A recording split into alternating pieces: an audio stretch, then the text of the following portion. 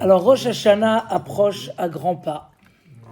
Et souvent, on se pose les questions, c'est quoi exactement le travail à Rosh Hashanah? Qu'est-ce qu'on doit faire?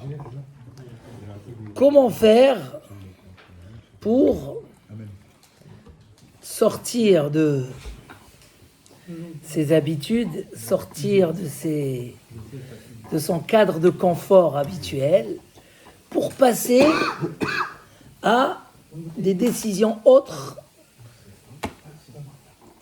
et qui peut nous rendre meilleurs à Rosh Hashanah et également nous donner une meilleure année, puisque la Gemara a dit que l'homme est jugé selon la situation au moment. Donc chacun voudrait toucher à une vérité plus forte pendant Rosh Hashanah. Comment faire pour réussir? Donc certains vont aller prier en Ukraine, à Ouman, d'autres vont chercher des synagogues particulières, mais chacun cherche, et le problème c'est de ne pas fuir et chercher des solutions extérieures. On a besoin de l'ambiance extérieure, on a besoin de préparation, pour ça il y a tout le mois de Elul, mais arrivé au moment même, soit la préparation n'était pas assez, soit un homme se retrouve dans un étouffement de ce qu'il a l'habitude de penser, de voir et de vouloir, et il n'arrive pas à sortir. Qu'est-ce qui peut faire que Rosh Hashanah nous fasse sortir et nous amène vers des grandes chances? Parce que Rosh Hashanah, il est appelé, dans le Mizmor du roi David, Hachem Ori. Hachem, tu es ma lumière. Le Rosh Hashanah est un jour qui doit nous éclairer. Il faut que le Rosh Hashanah brille d'une manière où on voit une vérité autre et meilleure que celle qu'on a l'habitude d'avoir tout le temps, et nous permette à pouvoir se projeter sur une vie encore beaucoup plus grande et meilleure. C'est marqué dans le Passouk, Tik'u bachodesh shofar. Sonnez dans le mois le shofar, puisqu'on ne sait pas c'est quand le chodesh. Nos chachamim font la dracha, ils disent comme ça, bachodesh chadshu ma'asechem. Renouvelez vos actions. Shofar, chaperu ma'asechem. Embellissez votre action. Donc on a un appel ce jour-là de renouveler nos actions, d'embellir nos actions. Il y a même un midrash qui dit que ce jour-là, si vous faites ce que vous devez faire, moi je vous fais comme une nouvelle créature.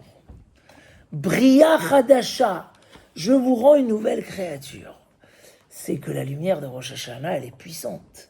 Maintenant qu'on sait c'est quoi les lasers et comment on peut opérer des yeux ou des grandes opérations avec le laser, on comprend c'est quoi une lumière qui peut transformer une personne. Alors comment le Rosh Hashanah peut nous faire sortir comme ça de nos habitudes et nous aider à sortir? Et pour tout celui qui a goûté le vrai goût des prières de Rosh Hashanah, il peut comprendre que c'est tout à fait normal et que chaque année, à travers les prières, à travers tout le travail de Rosh Hashanah, on goûte à un envie qui est différent. Entre guillemets, on goûte notre envie intérieure qui dit « moi je veux une seule chose, c'est suivre les conseils d'Hachem, c'est faire la volonté d'Hachem. Retzonenu la'asod retzonecha. » Le désir d'un juif, c'est de faire le Ratzon Hachem. Mais il y a beaucoup de choses qui nous retirent du Ratzon Hachem. Que ça soit dans les caractères, que ça soit dans les actions, que ça soit dans le comportement, que ça soit dans les bonnes actions qu'on pourrait faire, qu'on fait ou qu'on ne fait pas. Il y a beaucoup de choses qui nous empêchent, qu'un homme n'a pas envie. Et d'un coup, un homme peut toucher à une vérité extraordinaire, qui est la lumière de Rosh Hashanah, mais qui permet à toucher notre pnimiyut, notre intériorité, et cette intériorité pure qui veut une seule chose, faire la volonté d'Hachem. Comment arriver à ça? Des fois, un homme, il a eu, Hachem, il a envoyé une bonté extraordinaire. Il est tellement comblé de bonté d'Hachem, le merci Hachem est tellement fort, qu'à ce moment-là, il se dit, mais je ne dois pas désobéir. Je ne dois pas. Quelqu'un m'a raconté tout à l'heure que un jour sa femme, dans une occasion particulière, elle lui a dit « je veux un cadeau ». Il attendait quel cadeau elle veut. Donnez-moi des exemples. ce qu'elle peut vouloir. Un bijou, un machin. Elle dit, offre-moi une perruque. Ça y est, je veux mettre la perruque. Il m'a dit d'elle-même. Elle a voulu. Et gamin, où elle est passée, il me dit... Alors, c'est un exemple très poussé pour certains, moins poussé pour d'autres. Mais il me dit, elle est une tzadékette, parce que je ne lui ai jamais demandé d'où ça vient, d'où elle a envie d'un coup, comme ça, de faire la volonté d'Hachem. Mais c'est une pureté comme ça qui se réveille, des fois parce qu'on voit la volonté d'Hachem, des fois parce qu'on voit la vérité. Et un homme, d'un coup, il a envie. Tu vois, des fois, d'un homme, du jour au lendemain, il commence à faire toutes ses prières. Un jour du lendemain, il est Betfila Betsibour. Un jour le lendemain, il commence à faire beaucoup de tzedaka selon ses moyens. Il veut étudier la Torah, il vient. Il y a des gens, ils arrivent comme ça. Tous les jours, on a ici. Je veux étudier, je veux, machin. Qu'est-ce qui t'arrive? Alors, il y a comme ça chez l'homme, des fois, où le Shoresh Apnimi se déborde, comme ça, ce point intérieur qui est en nous, qui est pur, qui veut que le Ratzon Hashem qui déborde. Et qu'à ce moment-là, l'homme... Et à Rosh Hashanah, on est supposé arriver à cela. Et du coup, quand on parle de la situation du moment même, que l'homme est jugé comme la situation du moment même, il est très utile de pouvoir, comme il a dit tout à l'heure, que ça ne soit pas... Il ne sait pas à quelle heure il est. Tu peux aller lui dire qu'il est... Non, vraiment, sérieux. Pas pour moi. Je lui dis il est tard, il y a des voisins quand même. Je viens le matin, tu l'as vu? Je sais pas qui c'est, je sais pas d'où ça sort. Benjamin, c'est quand même, faut pas abuser. Donc, hein?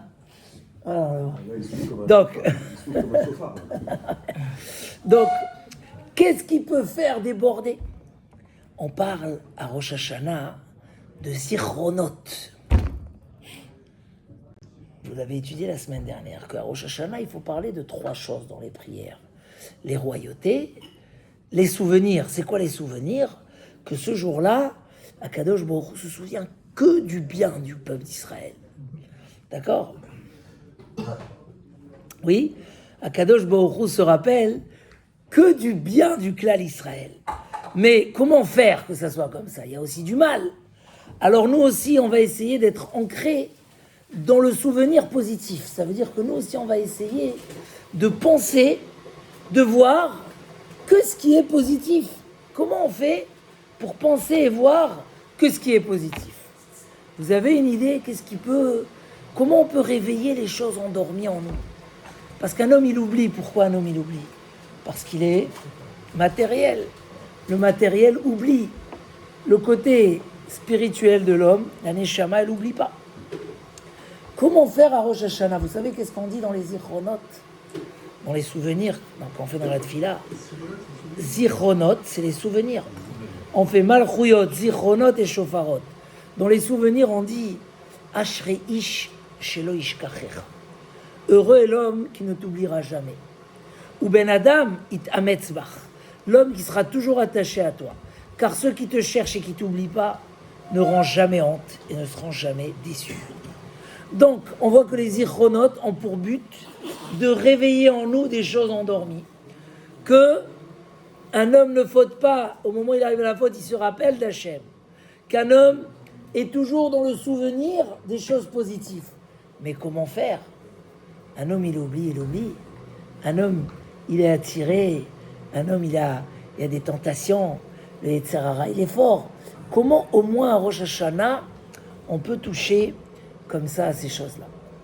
Alors, il y a une très belle explication du Parad Yitzhak qui peut être développée. Le shofar. Le shofar. Alors, l'année dernière, on a fait la feuille sur le shofar. Je vais vous l'envoyer parce qu'on ne l'a pas refait sortir cette année. Il y a la partie 1. Le shofar. Vous voulez écouter? Le shofar. Le shofar, c'est quoi le shofar? Le shofar vient réveiller des choses endormies. Hein? Il y a comme ça 2 choses dans notre esprit. Il y a des choses avec quoi on gère nos décisions. on gère notre journée, on gère nos grandes décisions. C'est des choses qu'on peut les faire sortir maintenant, qu'on connaît, qu'on n'oublie pas, qu'on sait, qu'on veut. Et il y a des choses qui sont très profondes en nous et qui sont comme si c'est une petite marque, comme si sont marqués un feutre fluo très très faible et que pour que ça ressorte, il faut verser dessus un produit. Et là, tu vois que l'écriture, elle ressort. Des réchamim, on voit par exemple qu'un vieux qui a oublié son étude, il faut le respecter comme s'il n'avait pas oublié. Un homme, il était sage toute sa vie. Et un jour, il a oublié. C'est en lui, mais il a oublié. Elle dit, la Gemara, il faut le respecter. Pourquoi il faut le respecter? Vous savez pourquoi? Parce que dans le Haron à Kodesh, dans l'arche, il y avait les tables de la loi et les tables cassées aussi. Pourquoi on avait les tables cassées ici?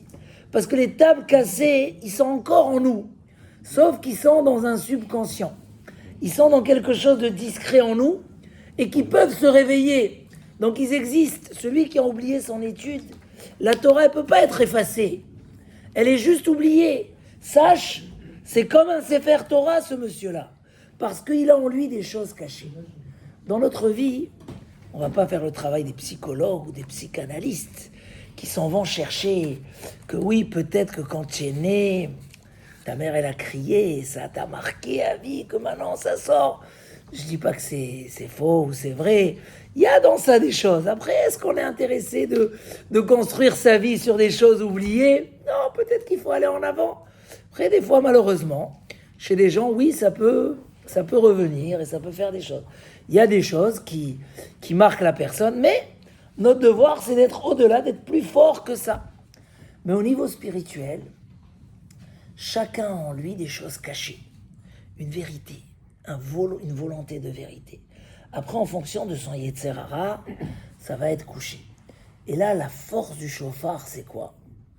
C'est de réveiller les souvenirs. C'est de réveiller cette volonté qui se trouve à l'intérieur de l'homme. Le shofar, il dit le Rambam, le Maïmonide, que c'est quoi le shofar? Le shofar, c'est Xerat HaKatuv. On n'a pas la vraie raison. Mais il y a une allusion dans le shofar. C'est quoi l'allusion qu'il y a dans le shofar? Uru yeshenim mishenatrem. Réveillez-vous les endormis de votre sommeil. Hakitsu. Réveillez-vous. C'est qui ces endormis-là? C'est ceux qui oublient la vérité. D'aller chercher la vérité par les vanités de la vie. Il y a beaucoup de vanités dans la vie qui font que l'homme ne va pas chercher la vérité. Alors que la vérité, il faut la chercher, elle est importante. C'est de la richesse, c'est du mérite toutes les secondes. Pourquoi tu es venu ce soir de loin, Axel? Parce que on veut cette vérité. Elle est en nous, elle est importante à nos yeux, oui ou non? On sait qu'il y a un mérite, qu'il y a une richesse. Mais malheureusement, 80% du temps, on risque d'oublier la vérité par les vanités du temps. Et des choses très légères. Par exemple, demain, tu dois aller à la tfila, tu as décidé de faire les slichot. Et d'un coup, tu vois qu'il y a un rendez-vous qui a été placé. Maintenant, si tu annules ce rendez-vous, bon, tu perds que 200 euros. C'est quand même 200 euros. Qu'est-ce que tu vas choisir? En vérité, si on mettait les deux choses dans la balance, jamais tu serais allé au rendez-vous. Si je te demande, vends-moi tes slichot, tu vas jamais accepter de me les vendre. Alors pourquoi tu les as ratés pour 200 euros? Parce qu'en fait, c'est ça, ce qu'il dit le Maïmonide, on oublie la vérité par les vanités du temps. Il y a des gens qui ont oublié leur couple par les vanités du temps. Il y a des gens qui ont oublié leurs enfants par les vanités du temps. Il y a comme ça, ils ont montré quelqu'un en Israël qui fait le vidouille. Il s'exprime qu'il a oublié son enfant dans la voiture et son enfant malheureusement. Et il dit, c'est de ma faute. Et non, c'est récent, une histoire comme ça. Ouais, en Israël. Et en tout cas, il y a un qui a parlé, qui dit, ma réparation, c'est de dire aux gens, etc. Mais il s'en veut énormément. Comment j'ai pu aller à mon travail et j'ai oublié quelque chose de tellement cher? Mais des choses comme ça, pas sur les enfants, chas v'shalom, ça nous arrive très souvent. On perd énormément d'occasions de richesse spirituelle dans notre vie. Si on pouvait quantifier le Rambam, le Rabbeinu Yonah, il dit, le mérite de la mitzvah, il est grand et inexplicable. Et que même si un homme vivait 2000 ans, mais les 2000 ans se terminent. Mais le mérite des mitzvot ne se termine jamais. C'est rien que pour nous dire un petit peu. Donc, on oublie beaucoup de vérités. Je ne parle pas des fautes qu'il faut réparer. Arrive Rosh Hashanah, on revoit qui est le roi du monde.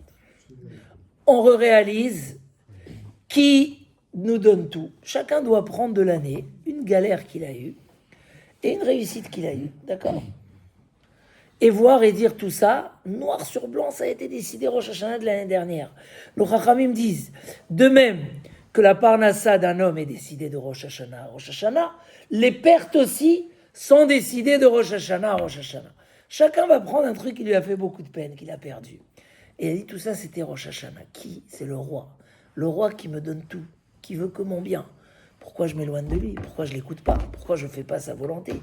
Le chauffard, il vient réveiller les royautés et les souvenirs. Et il va réveiller en toi ce que tu sais vraiment. Le plus beau, c'est de retrouver la vérité qui est déjà en nous. Si on arrive à travers Rosh Hashanah, en parlant de la royauté d'Hachem, parce que ce jour-là, comme on l'a bien expliqué, Dieu se dévoile comme le roi du monde. Il est toujours le roi du monde. Ce jour-là, celui qui ne le voit pas, c'est un fou. Alors, ce jour-là, il décide tout.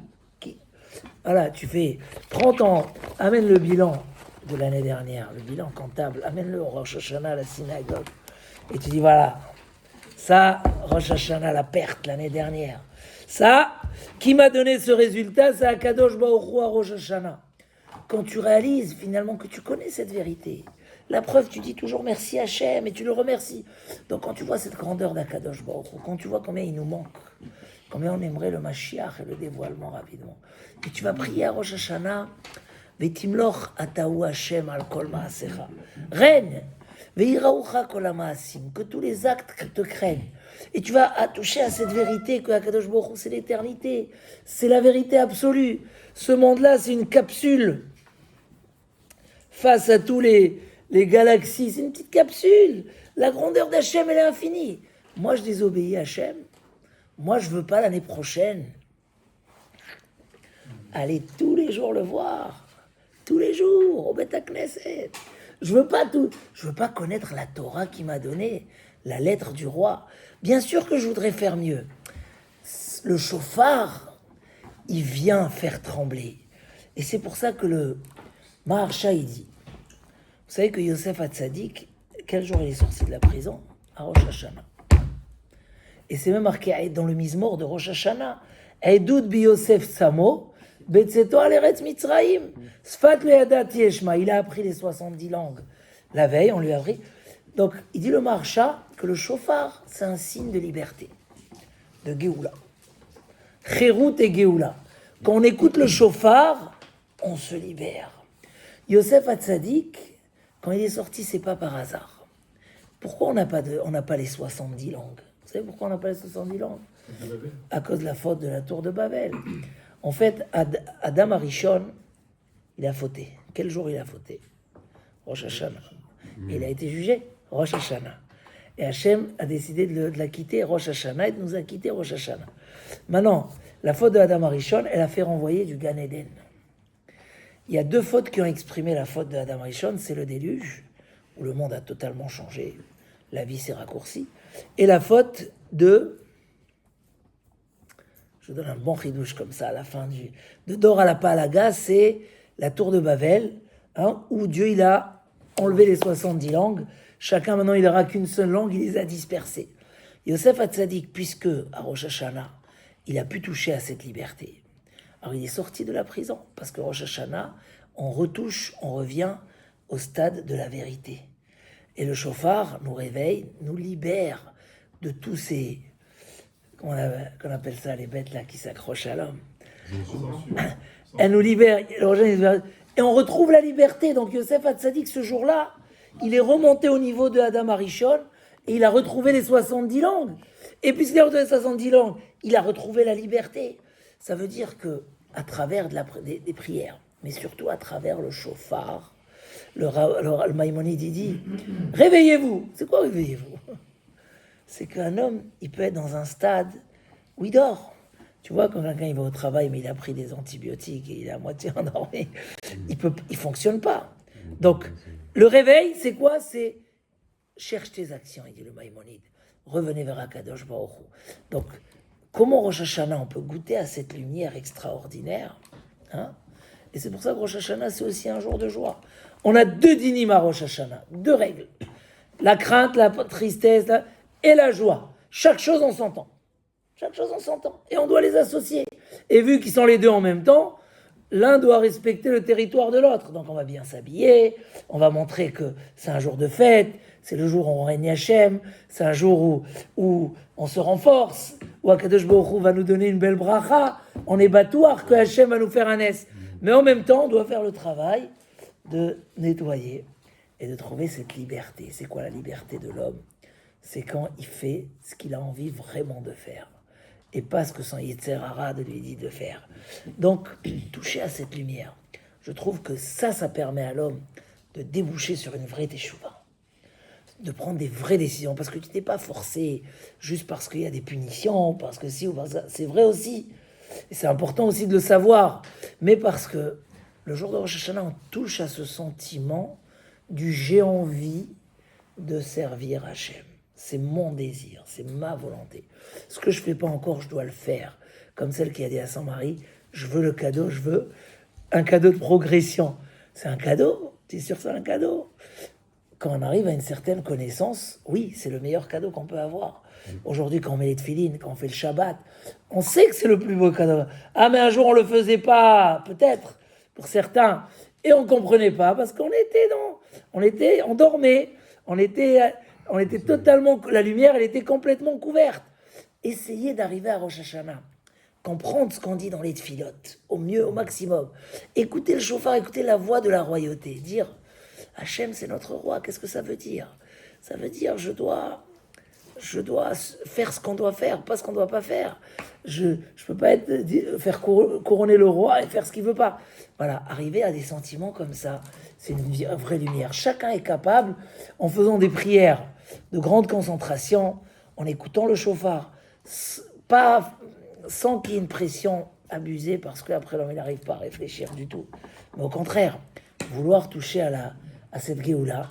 Et ça nous amène à être à un très haut niveau ce jour-là. Parce que quand quelqu'un il touche à ce sentiment que j'étais en train de me tromper, la vérité elle est là et je veux la suivre même si c'est dur, alors ça y est, il va la suivre. Il va la suivre. Et ça, c'est le sentiment, c'est le chauffard qui réveille les choses endormies qui sont en nous, qui peuvent devenir des choses extraordinaires dans notre vie. Bezrat Hashem. Chazak, Chazak, Venitrazek, Shana Tova Umetuka.